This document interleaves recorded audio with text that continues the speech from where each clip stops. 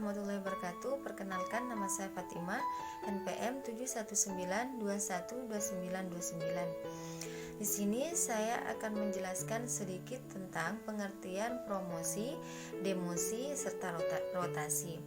Di mana pada promosi ini telah dijelaskan bahwa perpindahan yang memperbesar wewenang dan tanggung jawab kepada jabatan yang lebih tinggi dalam suatu organisasi yang diikuti dengan kewajiban, hak, status, dan penghasilan yang lebih besar. Apa saja dasar-dasar pertimbangan promosi jabatan? Yaitu diantaranya ada 7.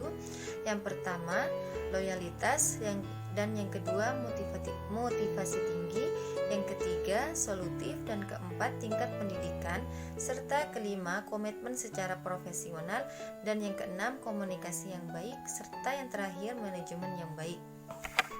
Apa saja tujuan promosi? Yaitu diantaranya yang pertama, untuk penyelesaian ijazah, kedua untuk mengisi jabatan, ketiga untuk memajukan pegawai, dan keempat untuk memperbaiki semangat kerja pegawai, dan yang kelima untuk memperluas pengalaman dan menambah pengetahuan pegawai, dan yang keenam untuk imbalan jasa kepada pegawai yang berprestasi, serta yang terakhir untuk mengembangkan karir yang lebih baik.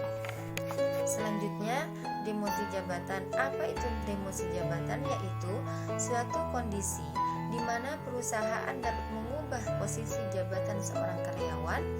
Perubahan ini diiringi dengan penurunan jabatan serta tanggung jawab karyawan tersebut. Apa saja dasar-dasar pertimbangan demosi jabatan? Yaitu diantaranya pertama, belum mempunyai keahlian yang cukup untuk menduduki jabatan tertentu. Dan yang kedua, performa kerja yang jauh daripada yang diharapkan. Yang ketiga, terkena teguran ataupun sanksi dari pihak perusahaan atas kesalahan yang dilakukan oleh karyawan tersebut. Dan yang keempat, dihapusnya posisi jabatan tertentu dari perusahaan. Menurut Undang-Undang Ketenagakerjaan diatur mengenai demosi karyawan secara implisit telah diatur dalam pasal 161 ayat 1 dan 2 tentang Undang-Undang Nomor 13 Tahun 2003 tentang Ketenagakerjaan UUK yang berbunyi sebagai berikut. Ayat yang pertama, dalam hal pekerja atau buruh melakukan pelanggaran ketentuan yang diatur dalam perjanjian kerja, peraturan perusahaan atau perjanjian kerja bersama, pengusaha dapat melakukan pemutusan hubungan kerja setelah pekerja atau buruh yang bersangkutan diberikan surat peringatan pertama, kedua, ketiga, dan secara berturut-turut. Serta ayat yang kedua, yaitu berbunyi surat peringatan sebagaimana dimaksud dalam ayat yang pertama, masing-masing berlaku untuk paling lama 6 bulan, kecuali ditetapkan lain dalam perjanjian kerja, pengaturan, pengusahaan, atau perjanjian kerja bersama.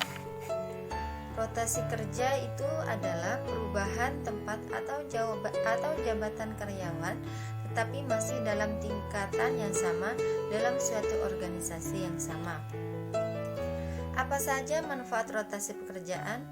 Yaitu diantaranya yang pertama, menciptakan keseimbangan dalam organisasi, dan yang kedua, perencanaan suksesi, dan yang ketiga, menguji keterampilan dan kompetensi karyawan, yang keempat, memberikan imbalan terhadap prestasi kerja, dan yang kelima, mengurangi rasa bosan dan menghindarkan kemungkinan resign karyawan, dan yang keenam, menambah pengetahuan karyawan terhadap perusahaan, serta yang terakhir, memotivasi karyawan untuk menghadapi tantangan baru. Apa saja kekurangan praktik rotasi kerja? Yaitu belum tentu dapat mengatasi masalah, dan yang kedua, menurunnya produktivitas kerja, dan yang ketiga, membutuhkan biaya dan waktu.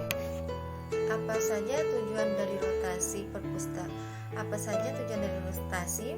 Yang pertama, mengurangi kejenuhan pekerjaan, dan kedua, pelaksanaan hukuman atas pelanggaran yang dilakukan, dan yang ketiga, menghindari korupsi.